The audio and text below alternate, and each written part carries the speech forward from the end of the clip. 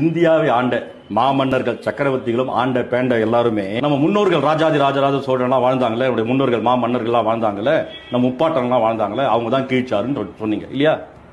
நான் சொல்றேன், பிரிட்டிஷ்காரன் வந்த பிறகு 1973 வர்ண முறைப்படி சூத்திரர் அடிமை என்பதை ஒழித்து சட்டத்தின் முன் அனைவரும் சமம் என்று கொண்டு வந்தார் பிரிட்டிஷ்காரர். நம்ம பாட்ட முப்பாட்ட இருந்தால அவன் எவனுமே எதுவுமே கிழிக்கல. எது பண்ணா மனுதர்மப்படி ஆட்சி செஞ்சான், பார்ப்பனர்களுக்கு முக்கியத்துவம் கொடுத்தான். அதனால தான் பெரியார் ஆதரிச்சாரு.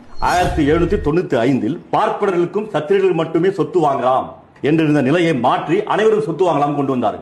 பாட்ட முப்பாட்ட மன்னர்கள் வாழ்ந்தாங்களே, அப்போலாம் எப்படி தெரியுமா? பார்ப்பனர்கள் மட்டும் தான் சொத்து வாங்க முடியும், மற்றவங்க வாங்க முடியாது. புரியுதா? ராஜாதி ராஜராஜ சோழன் சொன்ன பாத்தியா, அப்பெல்லாம் அவங்கள எதுவும் கிழிக்கல.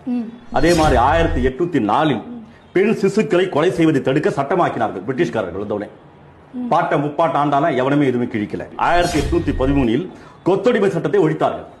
1813 கொத்தடிமை சட்டத்தை, அப்போ பாட்ட முப்பாட்ட ஆண்டால அந்த கொத்தடிமை சட்டங்கள் இருந்துச்சு. இதெல்லாம் பிரிட்டிஷ்காரன் ஒழிச்சா, அதனால பெரியார் ஆதரிச்சார். 1817 பார்ப்பனர்கள் எந்த குற்றம் செய்தாலும் தண்டனை இல்லை என்பதை ஒழித்தது.